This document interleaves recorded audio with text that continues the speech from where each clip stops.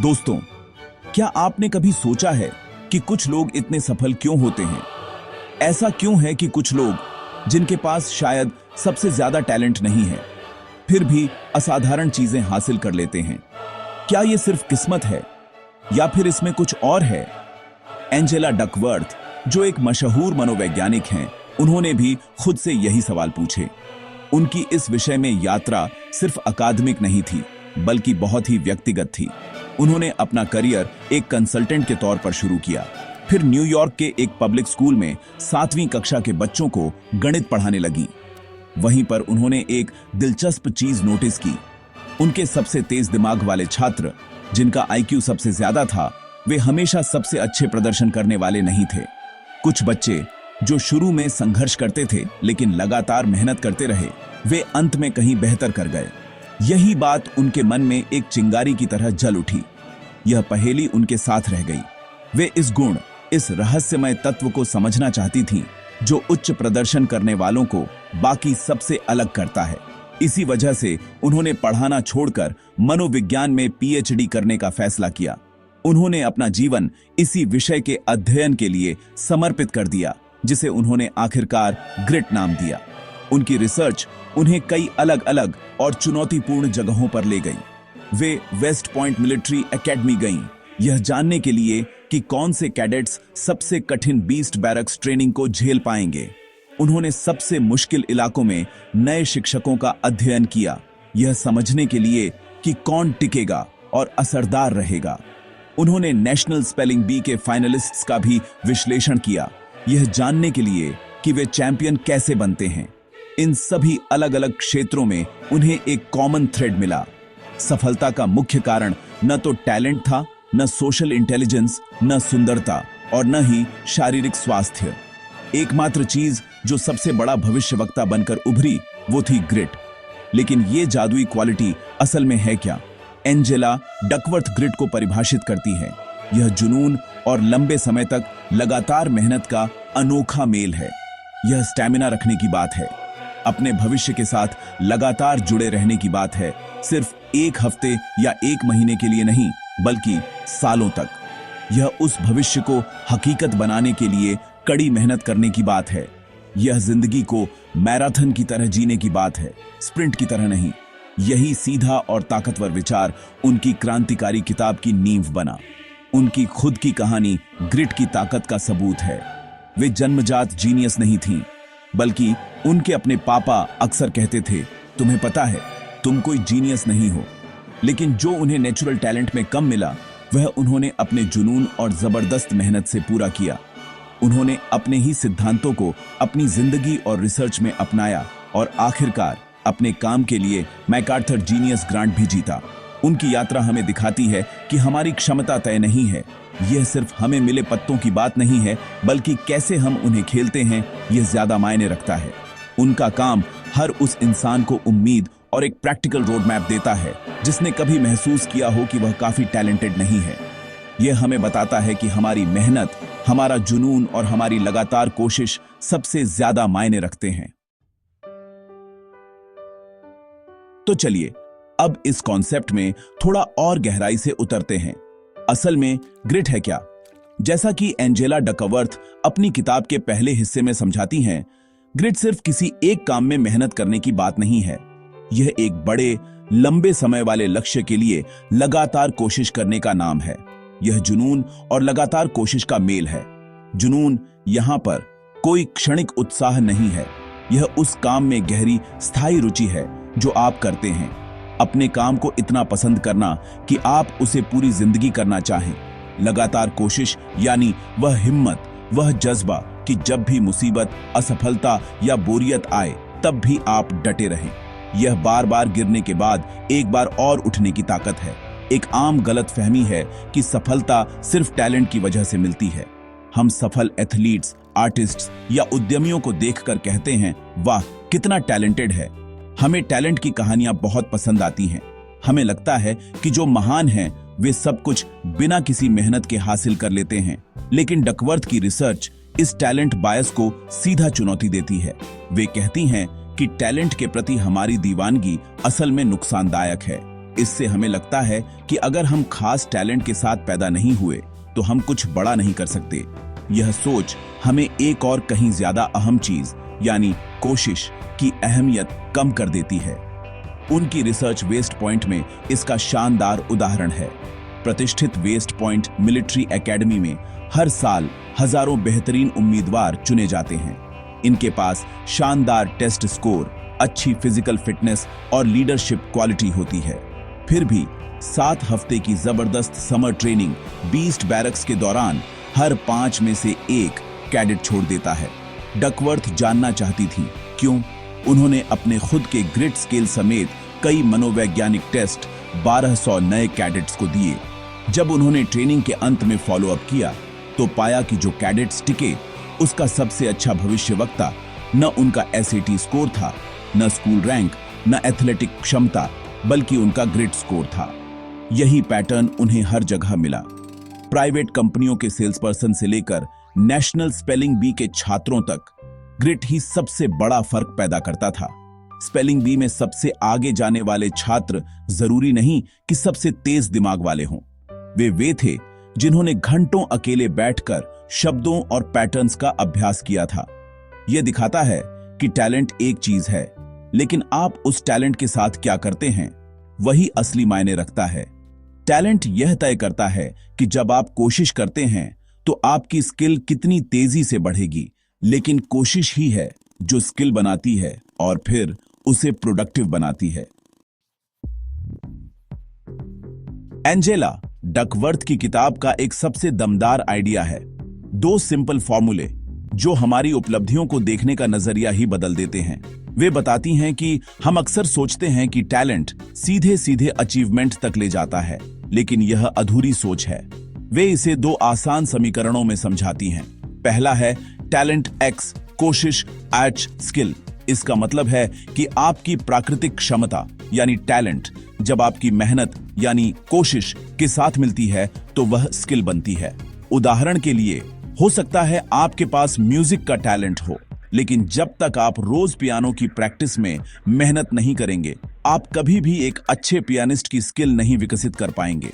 आपका टैलेंट सिर्फ आपकी संभावना है, कोशिश ही उसे असलियत बनाती है, लेकिन स्किल बनाना ही कहानी का अंत नहीं है।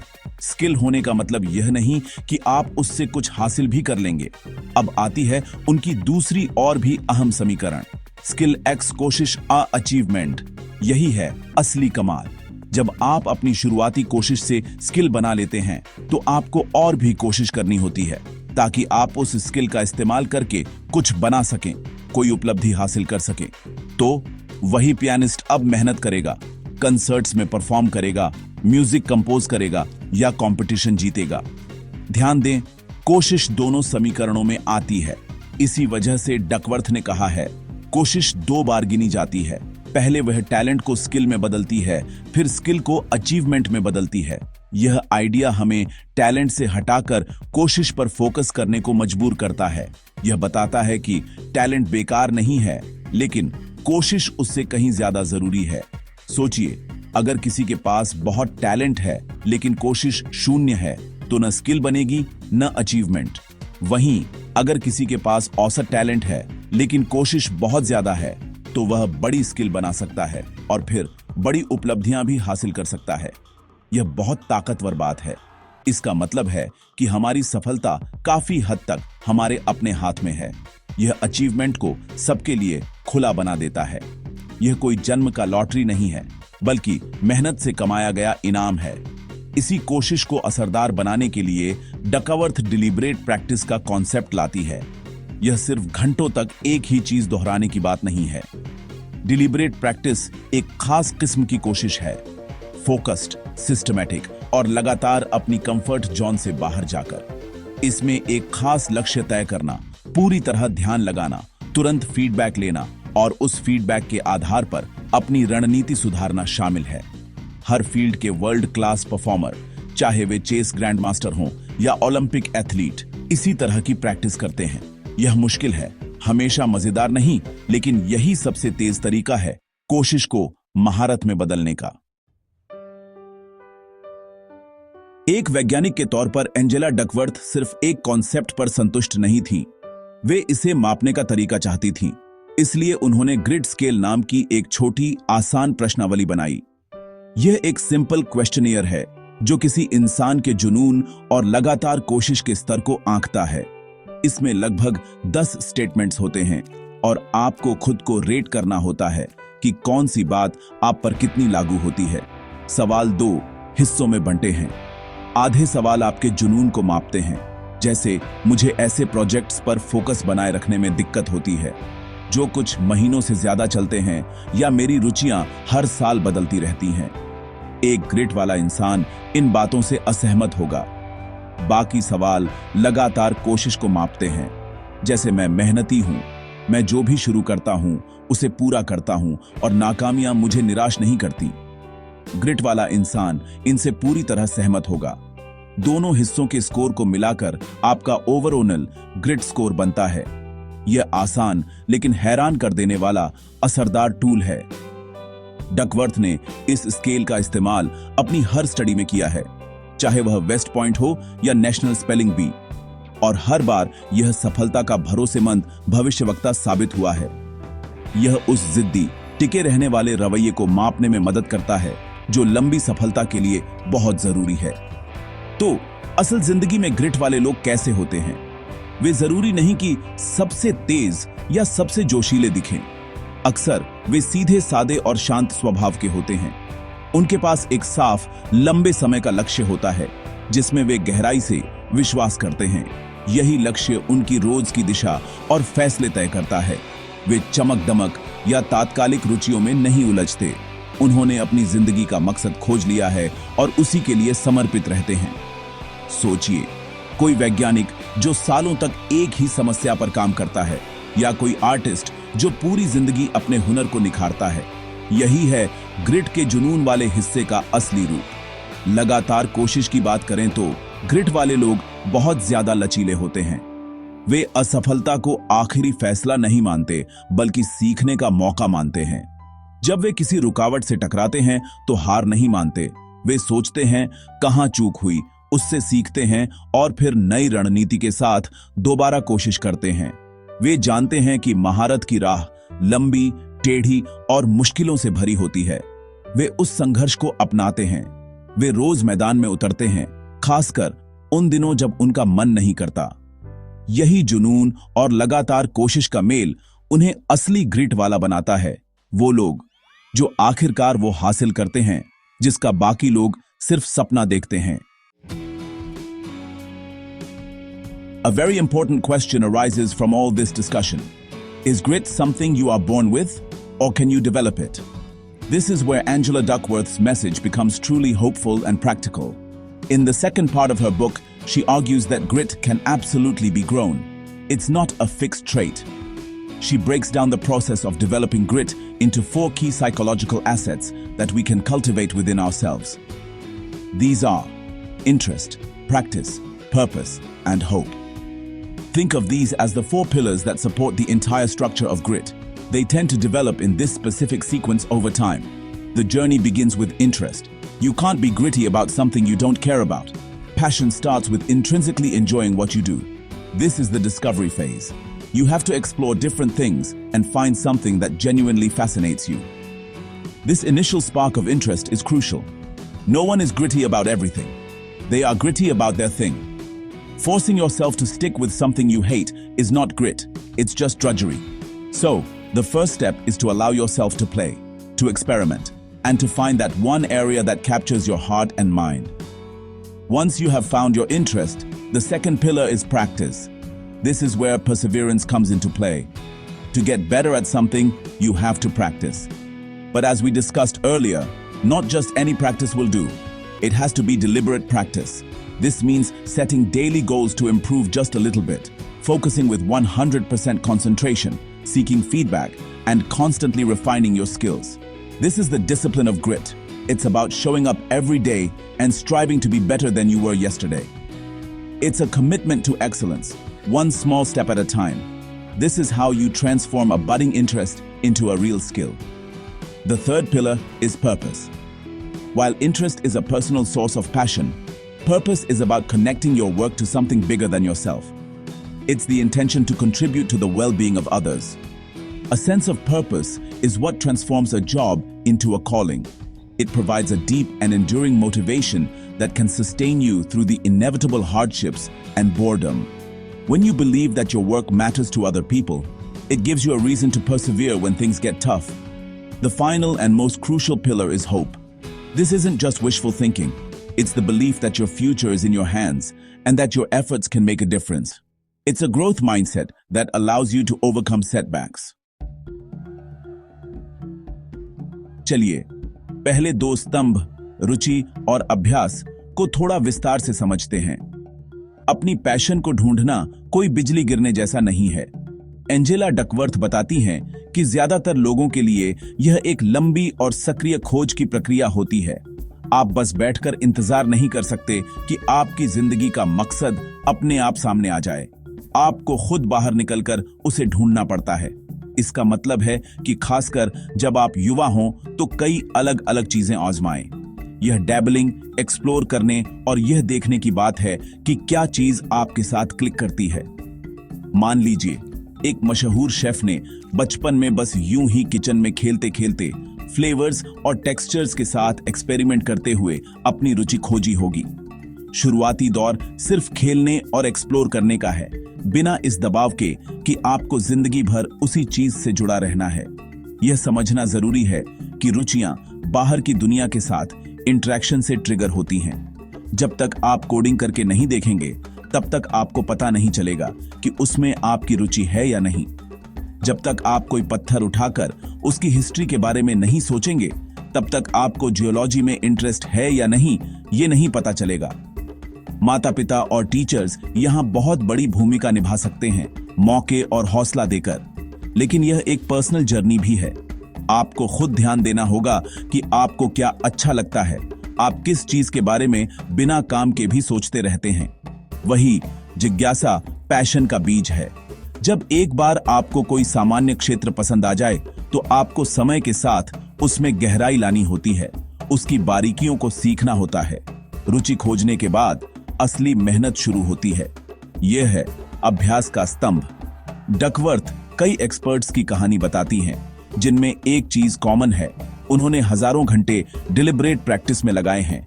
यही इकलौता रास्ता है मास्टरी तक पहुंचने का। मान लीजिए, एक उभरता हुआ लेखक है। वो सिर्फ तभी नहीं लिख सकता जब उसे इंस्पिरेशन मिले। उसे एक रूटीन बनानी होगी। शायद वह हर सुबह 1 घंटे लिखने का फैसला करता है। उस घंटे में वह ना फोन देखता है, ना ईमेल, बस अपने हुनर पर पूरा ध्यान देता है। वह किसी खास गोल पर फोकस करता है, जैसे डायलॉग्स को बेहतर बनाना या डिस्क्रिप्शन को और जीवंत बनाना। प्रैक्टिस सेशन के बाद वह फीडबैक लेता है। वह अपना काम किसी मेंटर या राइटिंग ग्रुप के साथ शेयर करता है।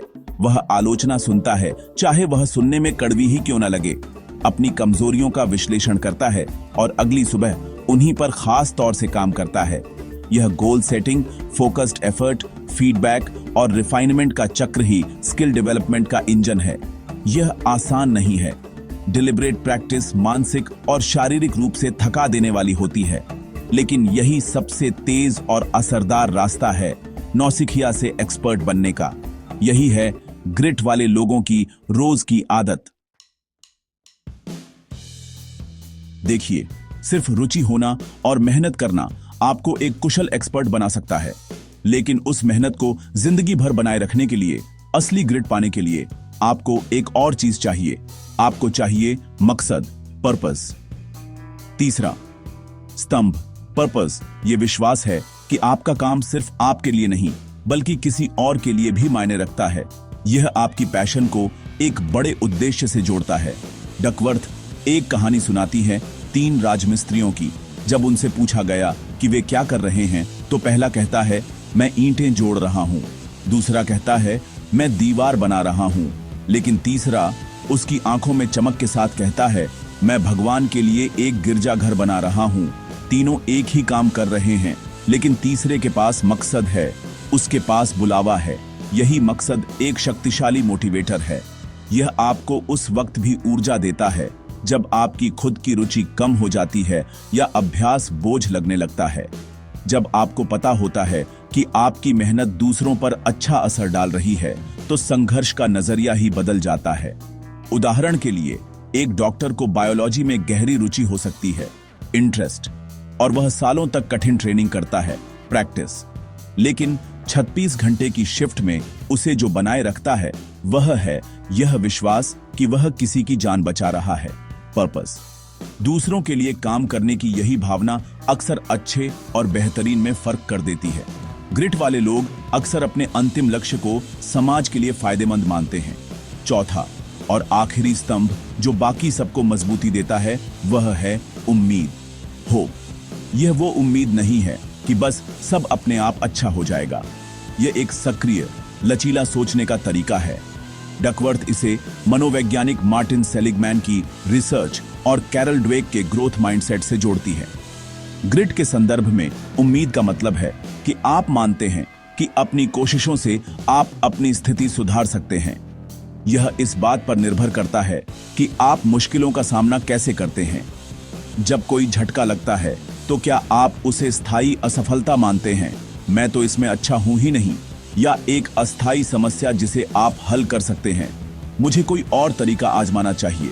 कैरल ड्वेक के मुताबिक जिन लोगों का ग्रोथ माइंडसेट होता है वे मानते हैं कि उनकी क्षमताएं मेहनत और डेडिकेशन से विकसित हो सकती हैं। वे चुनौतियों को अपनाते हैं, मुश्किलों में भी डटे रहते हैं और मेहनत को मास्टरी का रास्ता मानते हैं। इसके उलट फिक्स्ड माइंडसेट वाले लोग मानते हैं कि उनकी क्षमताएं जन्मजात हैं और वे चुनौती मिलने पर जल्दी हार मान लेते हैं। ग्रिट के लिए यह ग्रोथ माइंडसेट विकसित करना बहुत जरूरी है। यही वह आवाज है जो आपको गिरने के बाद फिर उठने को कहती है। यह वह आशावादी विश्वास है कि कल आज से बेहतर हो सकता है क्योंकि आप उसे बेहतर बना सकते हैं। ऐसी उम्मीद कोई भावना नहीं बल्कि एक चुनाव है। देखिए, जहां ये चारों स्तंभ हमें भीतर से ग्रिट विकसित करने में मदद करते हैं, वहीं एंजेला डकवर्थ अपनी किताब के तीसरे भाग में बताती हैं कि हमारा वातावरण भी बहुत बड़ा रोल निभाता है।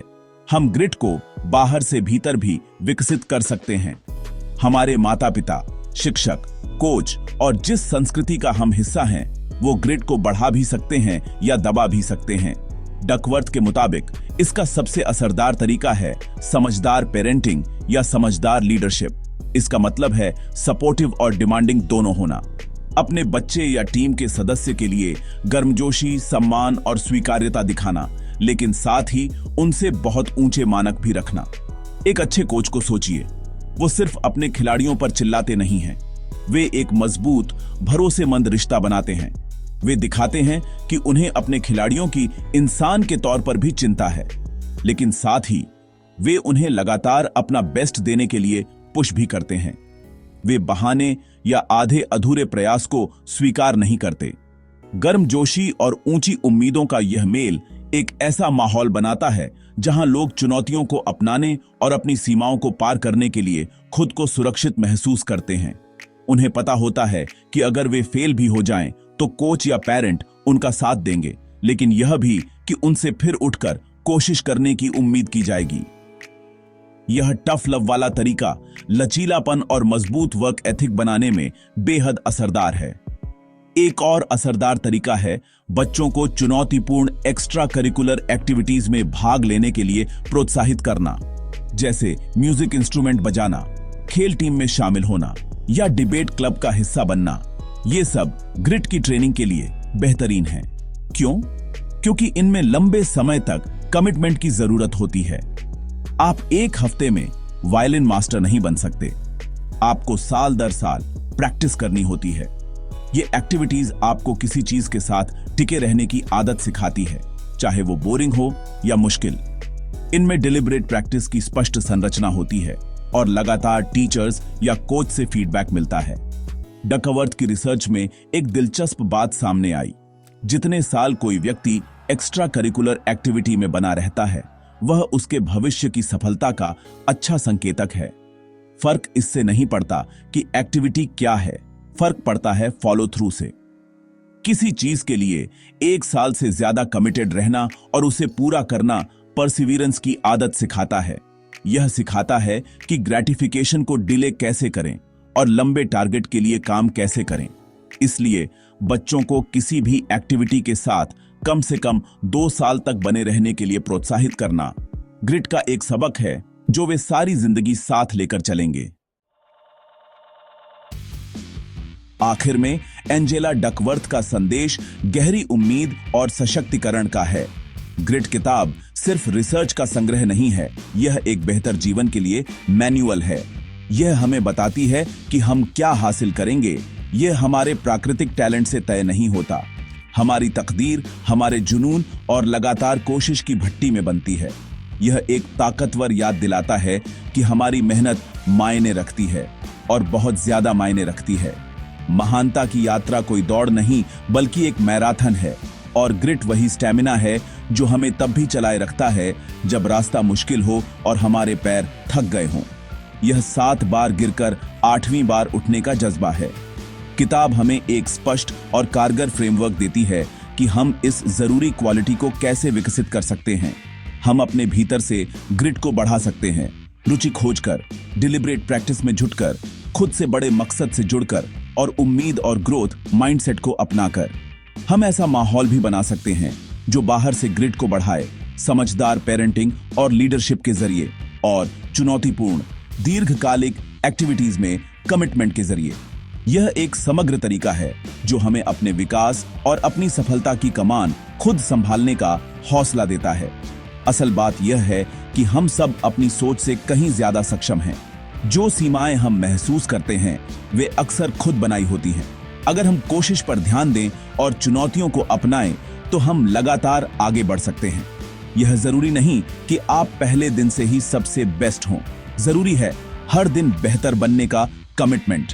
जरूरी है जिंदगी भर सीखते रहना, असफलता में भी मजबूत बने रहना और उस लक्ष्य के प्रति सच्चे रहना जो आपकी जिंदगी को मायने और दिशा देता है। ग्रिट वही शांत लगातार आवाज है जो कहती है, मैं कर सकता हूं, मैं चलते रहूंगा। आखिरकार एंजेला डकवर्थ हमें एक दमदार कॉल टू एक्शन देती है। मुख्य बातें सीधी हैं लेकिन जिंदगी बदल सकती है। मेहनत दुगुनी गिनती है। आपकी कड़ी मेहनत आपके जन्मजात टैलेंट से ज्यादा मायने रखती है। ग्रिट सीखी जा सकती है, यह कोई स्थायी गुण नहीं है। आप इसे एक्टिवली डेवलप कर सकते हैं। 4 स्तंभों का पालन करें, अपनी रुचि को पोषित करें, डिलिब्रेट प्रैक्टिस के लिए कमिट करें, मकसद से जुड़ें और उम्मीद बनाए रखें। माइंडसेट ही सब कुछ है। ग्रोथ माइंडसेट अपनाएं, अपनी तरक्की की क्षमता पर विश्वास रखें, टिके रहें। किसी ऐसी चीज को चुनें जो आपके दिल के करीब हो और उसे पूरा करें। आपके दीर्घकालिक लक्ष्यों को पाने की ताकत आपके नसीब में नहीं बल्कि आपकी ग्रिट में है। यह आपके हाथों में है।